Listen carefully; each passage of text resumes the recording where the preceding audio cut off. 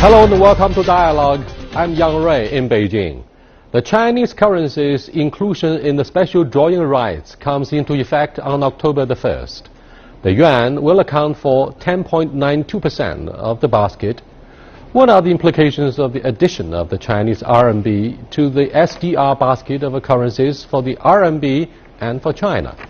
How will the RMB's inclusion impact the global monetary system and the financial system in general? To discuss these issues and more, I'm happy to be joined in the studio by Michele Geraci, Head of China Economic Policy Program of Nottingham University Business School, China, and Professor Xiang Songzuo, Deputy Director of the International Monetary Institute of RMB University of China. Before we get started, let's take a look at this background report. Despite some market speculation that joining the special drawing rights basket would compel the RMB to depreciate further, some experts say the inclusion will stabilize the yuan and alleviate the currency's weakening trend. They also noted that after the yuan is included in the SDR, the Chinese government would bear responsibility for helping keep the SDR at a stable level. After the inclusion comes into effect on October 1st, there will be greater incentive for overseas institutions to increase their holdings of RMB-denominated assets. Overseas investors will consider turning some of their assets to RMB assets. Start from the overseas central banking institutions, including some international organizations like the IMF and the World Bank. From this point of view, it will contribute to the increasing of cross-border capital inflows. The RMB's inclusion is beneficial for the currency's internationalization and will facilitate Chinese cross-border trade as settlements using the currency take off. As increasing overseas capital flows into China, the domestic capital markets will be able to open more. However, such processes are likely to be long and gradual. The SDR is an international reserve asset created by the IMF to supplement its member countries' official reserves. The reserve basket is currently made up of the British pound, the Japanese yen, the euro and the US dollar. The yuan will have about an 11% weighting in the SDR after its inclusion, greater than the proportion granted to the pound or the yen. G20 summit in Hangzhou and is expected to play a bigger role in the international currency system in the future. It also marks an important milestone in China's global financial integration and the country's growing influence in global financial governance. Gentlemen, it's one of the major issues on the agenda of Lagarde, the chairwoman of IMF, during the G20 summit in Hangzhou. What were the concerns of those players in the basket of special drawing rights of IMF, taking the G20 as an example? The main concern by the G20 international community is that the inclusion of the RMB in the basket is a step, and inclusion has been granted to China on the assumption that then China would fulfill requirements going forward. It's very similar to what are the requirements and commitments as one of the major reserve currencies in the basket? Full convertibility of the currency and 100% opening up of the capital accounts. What do you make of top banker Zhou Xiaochuan's remarks that the RMB would only be a managed convertibility in the basket, very different from other four major currencies? Well, Zhou Xiaochuan's comments, I think, reflect the reality of international finance, international market, as well as a little bit of change, to my knowledge, a little bit of change of IMF philosophy. Before, IMF always, advocates or encourage the so-called fully convertibility of currency. If you want to be member of SDR baskets, the currency should be so-called fully convertible in terms of capital account. But now, particularly since the previous years after the financial crisis globally, their philosophy or philosophy of many leaders, financial leaders, even state leaders, changed a little bit. Why? Because they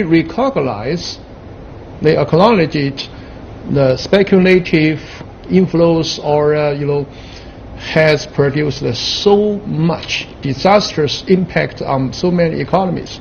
So we must be very cautious very, very cautious about so-called the fully flexible exchange rate as well as the fully convertibility of capital accounts. So I think Zhou Xiaochuan is right. Even after inclusion of RMB into SDR, I don't think the Chinese will open its capital accounts fully in very near future. So that's our, I think, bottom line. We will approach this goal gradually, but we will take so-called gradual approach. That means step by step, cautiously. Right. The evolution of the Chinese economic expansion over the past 4 decades also followed much the same pattern of a gradualist approach instead of a shock therapy that Russia took as a nightmare experience. Let me go back to the issue of SDR. China has not been accepted by either European Union or the United States as a full-fledged market economic status, and therefore the issue of opening up completely our capital account should be an important part of the precondition for thoroughly accepting China as such. What do you think of the major concerns shared by both sides of the Atlantic Ocean? Well, first of all, I completely agree. China should not open the capital account and should not have the renminbi fully convertible, because that would bring disaster to the Chinese economy that is not ready to absorb the shocks of this immediate internationalization. So I'm stand on the theory that of the people that says take it easy, slowly, because we need to first to prepare the domestic economy, and then when the economy internally is ready, then we can do the internationalization of capital accounts and renminbi. Well, both of you forecast somehow the dangers and risks of having shocks if you fully open up the capital account. Is that a message about or a review of the nightmarish financial crisis in Asia back in 1997, when the IMF didn't play a very nice role in, for example, stabilizing the financial jitters in markets of both South Korea, Thailand, and so on and so forth, the 4 little dragons in our neighborhood? I think before, IMF philosophy as well as the philosophy of U.S. Treasury Departments are, liberalization of capital markets, financial markets, and fully flexible exchange rates. However, the historical experience told us, well, fully liberalization of capital market, financial market, as well as fully flexible exchange rates has not produced very optimistic result for real economy. The bottom line is the real economy. Why we don't need opening up or liberalization of capital accounts? We need, the very good allocation of resources globally. However, when the international capital flows became speculative flows, well, the one country, the sovereign country, sometimes find very, very difficult to manage its monetary policy. He seems to be talking about the sovereign debt crisis as well as hot money hedging funds in the previous round of financial crisis. Yes, we have to money. This is like funds coming in, funds coming out. The market for currency, US, yuan, euro, and pounds, in 3 or 4 days of trading value is almost the equivalent of the GDP of the United States for 1 year. So no government in the world can go against that market. Right. And we have seen in the UK in the early 90s, we've seen with Italian lira. So once you have convertibility of the currency, basically the government loses its power. They can play for a few days, they can support the currency and so on, but if the market is against them, after a little bit the government will capitulate and the market will win.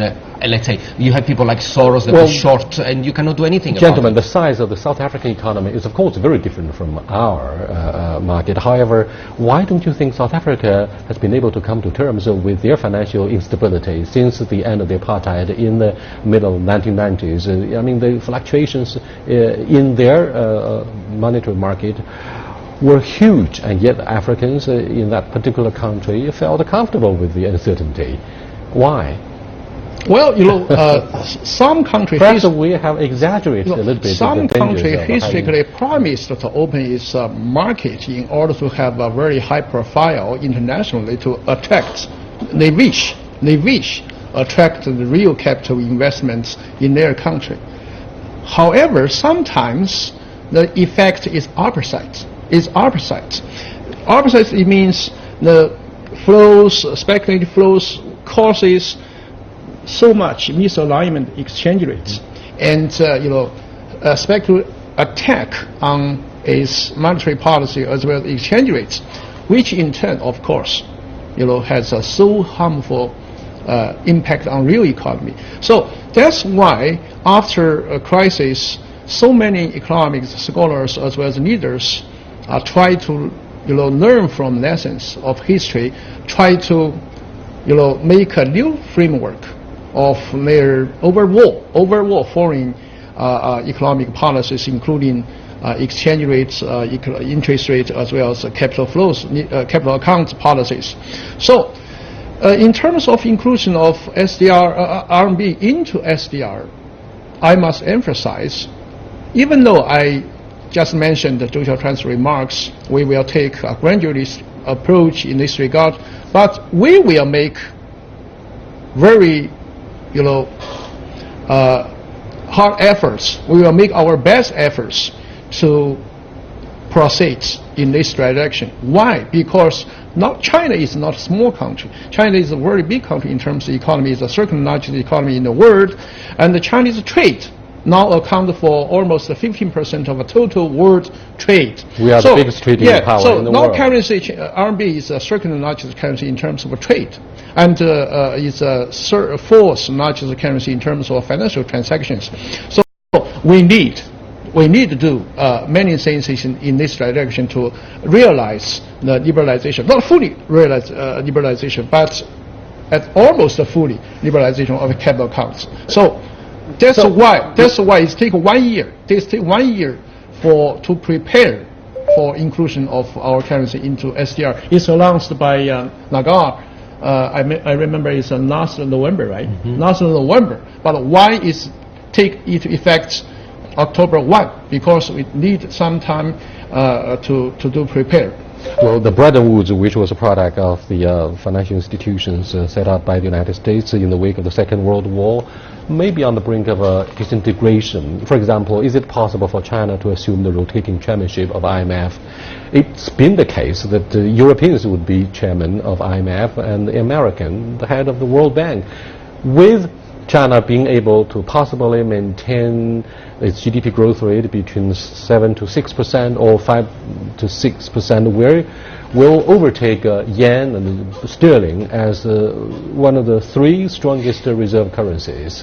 Yes and no. The yen, yes. The sterling, very, very difficult. The renminbi last year, when the decision was made to include in the SDR, had already reached number 4 after the US dollar, the euro, and the pound, hence surpassed the yen in terms of currency used for international settlements. Today has gone back to number 6 after the yen and after the Canadian dollar, because of the last 6 months, the use of renminbi for trade, even for trade related to China, has gone down from the 24% to 20%. So the proportion of global trade that uses renminbi is now only 1.8%, used to be 2.4%. So we don't always grow. In the last 6 months, the use of renminbi has actually gone down, and now renminbi has gone down to 6th place again. So it's very difficult, even if it surpasses the yen and becomes number 4 again, number 5, it doesn't matter. It's just very far away from the US dollar, which remains probably for the next 50 years the only reserve currency. Yang Ray, I think reserve currency means what? It means that when there is a war, people buy gold and that currency. Now, I do not foresee that when there is a next invasion of Iraq or whatever, people around the world will run and buy renminbi as a storage value. They do it now, but they buy everything now. They buy Argentinian bonds, Greek bonds. It doesn't matter what people buy now. The important thing is, why is it that they buy? And today people buy renminbi purely for a little bit speculative, a little bit to please the Chinese banks, that they seem to have trading things with China. But really, if you go around the balance sheet of the European central banks, they have very little renminbi, and no one will likely come on. buy I'm a guy who is always cautiously optimistic about the financial market. If you go back, for example, to what happened in 1985 when the special drawing rights of IMF were first overhauled with a drop from 18 to 5 major currencies. And who knows precisely what's going to happen 31 years from now, because that was what happened 31 years ago back in 1985. True, but no one can predict precisely whether, But in a way, do we, in the interest of China, do we want the renminbi to be really reach that status? Because look at the US that has the dollar. No. The US runs a trade deficit. What's your hunch? Do you think the 2000 is ready for such a hurry to have RMB as a Well, I think that's most a important process. currency? That's a process. I think all these things must proceed, gradually. First of all, RMB now is a second currency trade, but in terms of financial transaction, we are, lag far behind, compared with the US dollar and the euro. However, markets should or investors will make a choice. So that depends how fast we open our financial markets, equity market, bond market, exchange market in Shanghai, in Hong Kong. Yes, you're right. I promised to bring you guys back for the second part of the discussion, but you are watching Dialogue with Xiang Songzuo and Michele Geraci. We are discussing the inclusion of RMB into the basket of special drawing rights starting from October the 1st. We'll be back in a short while. Please stay with us.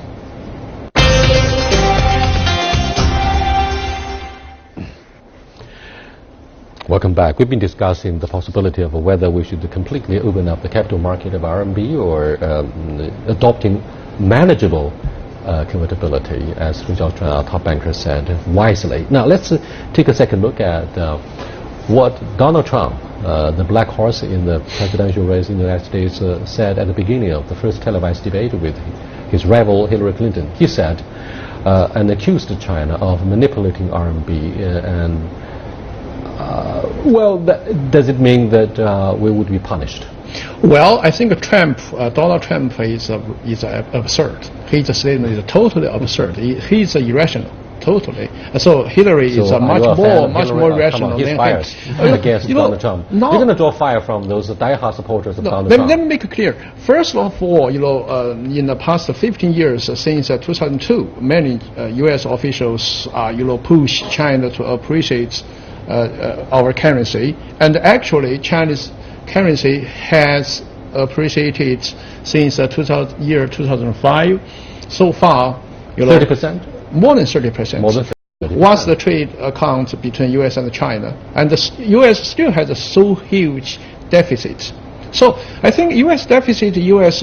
Trump claim, leaving a job and the loss of a job to China, to Chinese market, and that's absurd.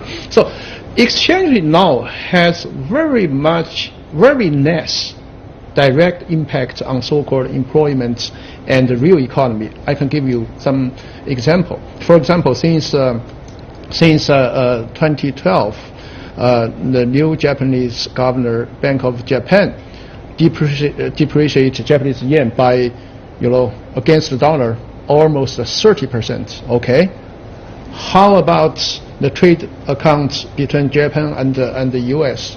and the Japanese export to U.S.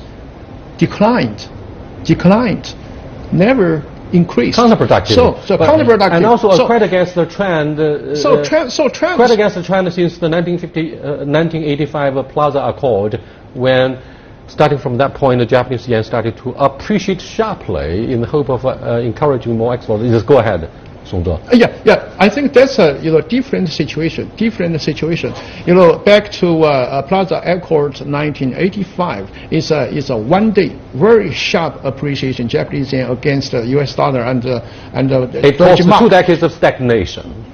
Well, I cannot say that.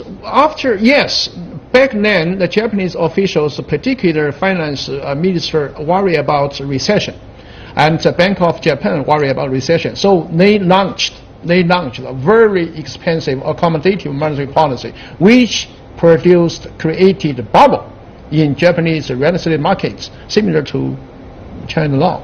So in 1989, 1990, the bubble burst, and the Japanese economy went into recession for a little bit longer. But I don't think the Japanese had so-called 20 years recession or lost 20 years. If you look at the real economy in Japan, not so bad. Not so bad. So we must It's analyze. because of the prosperity of the Chinese market and such similar successes of other low-income economies. We have a demand for the Japanese goods, which are perfect from perspective of consumers. Sorry for being so positive about Japanese products, despite our territorial disputes around Diaoyu Island. They make good things. So, now, what lessons can we draw from the 1985 Plaza Accord? That sometimes currency appreciation or currency depreciation do not really change the trade balance between countries, and the crisis. Are you suggesting clearly that Abenomics has totally failed? It's not failed. Abe has inherited 20 years of stagnation. So it's like the last guy who comes into town and runs the country. He has to bear all the mistakes from the past.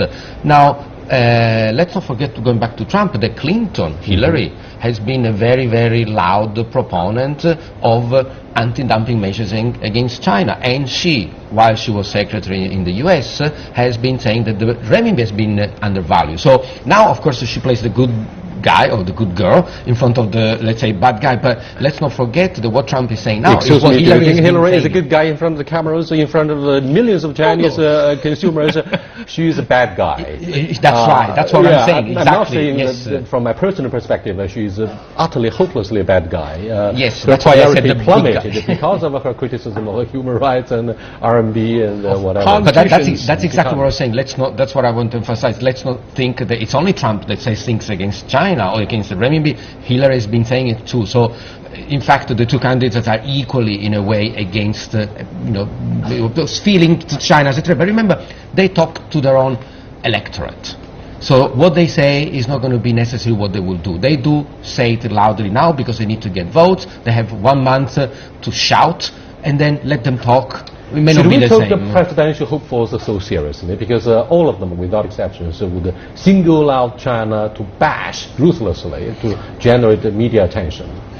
Part of their statements are serious, and I do think, because now both candidates. They are serious about domestic politics, not about the free and fair. Politicians sometimes they need some scapegoat, but of course both candidates face very serious domestic, employment problems and how to make more jobs, create more jobs for U.S. employees. So, I do think either Trump or Hillary became president, they will take some measures to change at least part of the trade agreements U.S. signed with other countries, including China. So that's a very serious. That's a very serious. Of course, I know those guys are very serious. They are serious about their ambitions and ego, of course. Yeah. China is keen to conclude more FTAs with its trade partners to boost its economy. It has initiated the Asian Infrastructure Investment Bank and the Silk Road Fund to promote Asia's financial connectivity. What are the pros and cons of Beijing's shifting from a low-profile strategy to actively striving for more accomplishments in this regard? Well, the AIB and the Silk Road, in a way, although separate projects, they have two goals. One is to maybe grow the soft power that Chinese has abroad, and that's a good thing for China. Then, China needs to be perceived as a good international player. So helping the poor countries in Central Asia to develop infrastructure and even bringing, I hope, even peace and stability to the Middle East, because with money, peace comes. Maybe that's the great thing that China can do to stabilize the Middle East. And I'm so glad that you put your finger on the issue of Middle East, because with the current rivalry, so to speak, between Saudi Arabia and the United States over Syria and the abusive use of chemical weapons a couple of years back, the two countries, Saudi Arabia and the United States, are actually on loggerheads since then. Now, China seems to have slipped in as a serious partner of Saudi Arabia, head of GCC as well as OPEC organization. Does it mean at the same time that RMB, as one of the major reserve currencies in the special drawing rights basket, will come across as the major financial vehicle for the oil transaction settlement in this part? Maybe, might be, but in short term, I don't think so. And RMB will become even an increasing share of, transaction, oil or other commodities. That's is a natural progress. I emphasize China must be even much more active and constructive in reshaping the rules of international finance in terms of trade framework. So that's why China launched initiatives, One Road, One Belt, the New Silk initiative. All these things is, I think, FTA. So I think after inclusion of our currency into SDR baskets, China will do more into helping reshaping international financial order. Right now, the bottom line is the labor begging policies of exchange rate by so many countries, including Bank of Japan, even ECB, are very harmful for world economy. So we need the stable. We need an order of international financial. So inclusion of RMB into SDR might be, encourage Chinese leaders, officials, or other leaders to rethink or think about how to rebuild the order. The last question is very much about the future of RMB after the inclusion itself.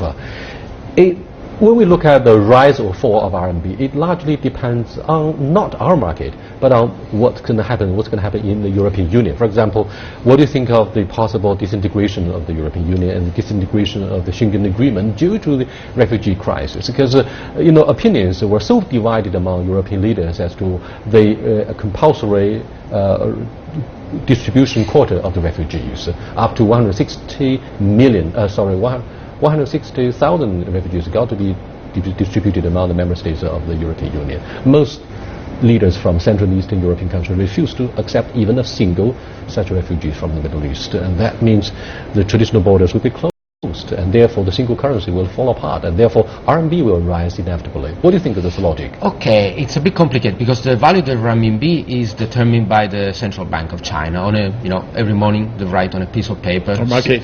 Not the market. The market plays 0.51% a day, and then the day after it's reset to whatever the central bank wants. So the Chinese has complete control of the value of the RMB, and when the RMB changes value, it's because the Chinese central bank wants it to change. It's not because the market, the central bank can follow the market, hey, but can decide not to we follow. Manipulate the currency instead of respecting manage. Okay, manage. That sounds pretty polite. Zhou Xiaochuan said that they're going to have a managed current account. Well, it's a nice governance. Capital account. Thank you very much. With that, we come to the end of this very enlightening discussion about RMB and its strength after the inclusion of it into the special drawing rights basket of IMF. I'll see you next time. Goodbye.